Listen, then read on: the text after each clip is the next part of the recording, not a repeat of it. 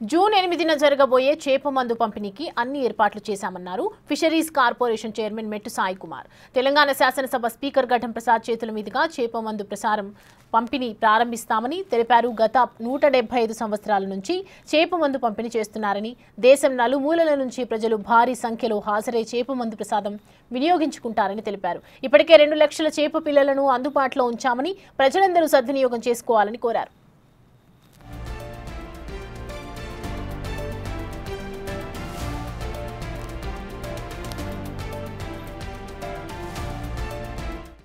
ఉబ్బసం వ్యాధి విషయంలో చాలామందికి ఇబ్బంది తరుణంలో బత్తని సోదరుల యొక్క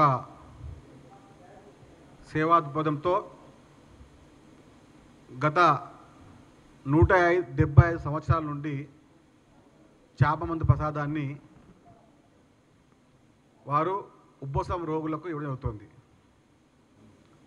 దానికి అనుగుణంగా నేడు తెలంగాణ ప్రభుత్వం ముఖ్యమంత్రి రేవంత్ రెడ్డి గారి ఆదేశాల మేరకు మంత్రి పొన్నం ప్రభాకర్ గారి అధ్యక్షతన దాదాపుగా దేశ నలుమూల నుంచి వచ్చే ఉబ్బసం వ్యాధిగ్రస్తులందరికీ అన్ని సదుపాయాలు చేకూర్చే విధంగా తెలంగాణ రాష్ట్ర ప్రభుత్వం అన్ని ఏర్పాట్లు చేయడం జరిగింది. దాదాపుగా 1,50,000 నుంచి 2 లక్షల చేప పిల్లల్ని మేము అందుబాటులో